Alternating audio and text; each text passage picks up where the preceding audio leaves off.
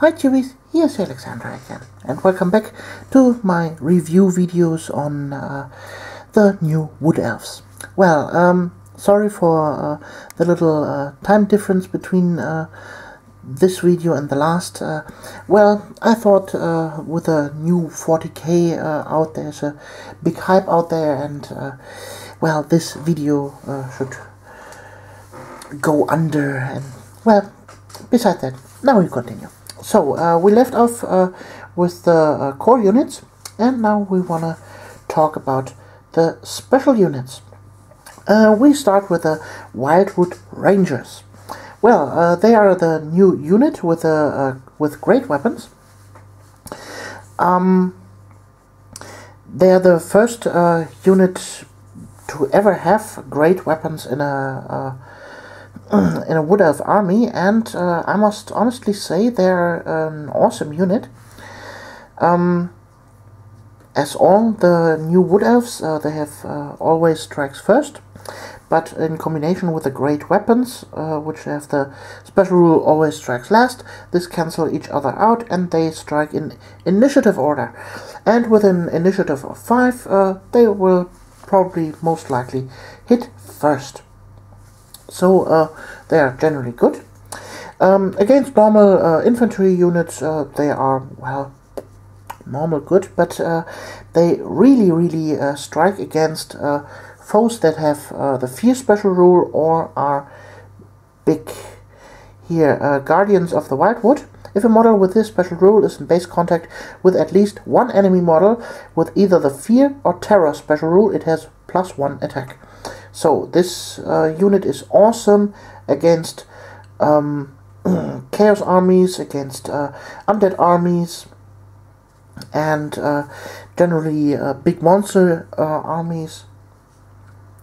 They are your monster hunters. So with a strength of 5 with their great weapons, initiative 5, and well, then 2 attacks, immune to psychology, they are the beast hunters.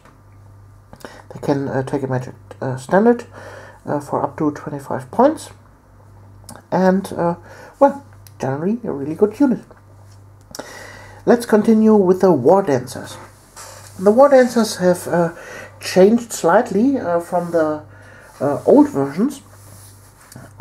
They still have the shadow dances of Loek, but they have changed immensely, and the role on the battlefield has changed, in my opinion, with this shadow dances. So the rules for them are like usual. You chose one dance at the beginning of the close combat subphase, and you can always choose only one dance, and you have to choose a different dance in the following close combat phase.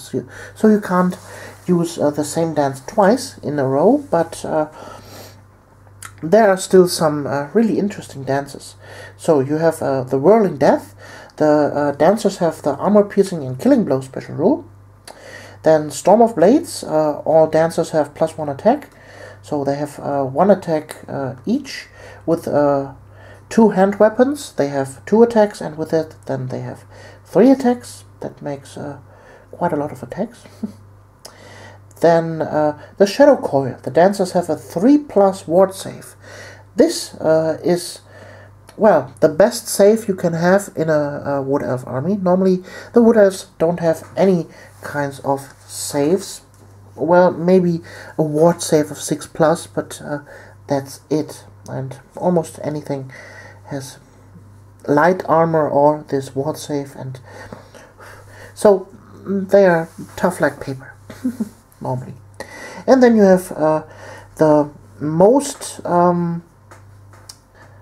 well, this is in my opinion the most powerful dance that the new War Dancers have, the Woven Mist. Enemy units in base contact with the unit receive no combat result bonus for extra ranks. Well, and there is where the War Dancers excel in this edition. They still have the Skirmishers rule, so normally if you flank attack with a Skirmisher unit, you can't break the the ranks from your opponent, but the War Dancers can do that. And, well, movement 5, Forest Stalkers, always strikes first. They are a force to reckon with, and I would say in combination with a big unit of Dryads, they can be horde killers, so to speak. So if you have a good big unit of Dryads, 5 wide and maybe 6 deep, and you crush them into a big enemy horde with the War Dancers on the flank, then the horde will lose their rank bonus, and whilst the Dryads have bigger rank bonus than them, they are no longer steadfast, and so they easily win the combat with that. So -3 to the combat resolution for losing the +3 ranks is quite immense in Warhammer Fantasy. So I would say War Dancers are definitely yes in the army. Well, for 15 points a model, that's kind of expensive, but overall they are worth it. So, following up with the Treekin. Treekin are the ogre-sized tree units of your army, and, well, they are a force to reckon with. Strength 4, Toughness 5, 3 attacks, Fear, Forest Spirit, so they can walk through forests without penalties, and they have a Scaly Skin with a 4+ armor save. They are quite a force. Unfortunately, they don't have the impact hits like, for example, the Minotaurs or the Ogres, but they have, as monstrous infantry, nevertheless, the Stomp special rule, and they get rank bonus for only 3 models in 1 rank. So I would say a Treekin unit at least 6 or 9. Those are the numbers that I would run with Treekin. Unfortunately, the model for the Treekins are not that great. I hope GW will publish a plastic model for them in the future, but for now you're stuck with a resin model. Or if you can take the hand on some of the older metal models, then do that. So, Deepwood Scouts. Normally in the Wood Elf army you have 3 versions of your archers. You have the normal archers here, then you have the Scouts, and then you have the Way Watchers. So the Deepwood Scouts, in the last edition, they were just an upgrade for your core archers, and well, they haven't changed very much, but they have slipped now to the special units. And why would you take Deepwood Scouts over the normal archers? Simply for the fact that they are skirmishers. Skirmishers can fire on the march, and well, they are a lot more mobile than the normal archers. So if your specialty lies in hit and run tactics and keep your opponent busy with maybe Dryads and Treekin and dance around your opponent and shoot him to death, then the Deepwood Scouts are definitely something you should consider. They are a little bit more expensive than the normal archers, but they can also have the magical arrows that I've explained in a different video before. So yeah, of course, Scouts are a good thing. Next, Warhawk Riders. Warhawk Riders have the same profile than the the normal riders of the core units. The Warhawk itself has 2 attacks with Transform, and Predator's Descent is on a turn in which a Warhawk charges is at the Killing Blow special rule. So that's nice. Other than that, I would say the Warhawk Riders are not worth taking. I think in the Wood Elf army there are other units that can perform the stuff that the Warhawk Riders can do even better. For example, the normal riders with the outflank special rule can appear directly behind the enemy units without having to fly over the battlefield and being a target to all the shooting units of your opponent. Also, with 45 points per model, they are quite expensive, and the models look ugly like hell because they are still from the, I believe, 3rd edition from Warhammer Fantasy, and they haven't changed since then. So, if you want to go Warhawk Riders, yes, maybe-ish, but I wouldn't recommend them to be a essential part of the Wood Elf army. So, coming to the Sisters of the Thorn. This is one of the new cavalry units that you can purchase together with the Wild Riders. So you can choose between the Sisters of Thorn and Wild Riders, whatever you want to build. They are well, I have mixed feelings about this unit. On one hand, they are quite impact heavy with their special rules, with the Blackbriar Juvelin, for example.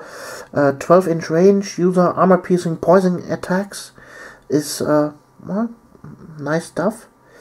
But with 12 inches overall, that's not that big of a distance, and you are in charge distance of the opponent. Also, the spells that they can cast, they are nice, but they have, in my opinion, much too higher casting levels. For example, here, unit Sisters of Thorn is considered to be a level 2 wizard that knows the spells Shield of Thorns from the Law of Life and the Curses of Anrahir from Lord of Beasts.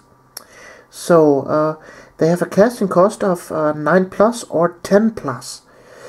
And with just a level 2 wizard, that is not that big of an impact. For example, if you cast that with a level 4 wizard, it's much more likely to cast those spells than with just a level 2 wizard. Yes, you get +1 to cast for each rank of 5 or more models, but to be honest, to be effective like a level 4 wizard, you have to have at least 15 Sisters of Thorn with 26 points per model, and that is quite heavy. Quite a lot of points. So I would not recommend them. Yes, they have a good ward save and all, and the Steeds of Isha, yeah, with strength 4, nice. Poison attacks, also nice, but I wouldn't recommend them. On the other hand, the Wild Riders are a force to reckon with. Also 26 points per model, strength 4. This is a big deal for Wood Elves. Also with an Azrael Spear in charging, that means strength 5. Armor piercing, of course, for Wood Elf armory, light armor they have. So as cavalry, they have then a 5+ armor save. They have talismanic tattoos with a 6+ war save. So they are still kind of fragile, but they have frenzy. The Steeds of Kornos have the same abilities like the Steed of Isha. Fast cavalry, devastating charge. Models with this special rule have +1 attack during the turn in which they charge into combat. Riders only. So that means with the frenzy special rule they have 3 attacks in the charge, and that is, well, quite a lot. Also, you can give the models shields, with which they then boost up in the point costs to 28 points per miniature, but I think they are worth it. They are the closest thing that comes to heavy cavalry in the Wood Elves army. So, and that follows up the special units. In the next video we will have a look at the rare units. I hope you liked this video, and we see us in the next one. You're Alexandra.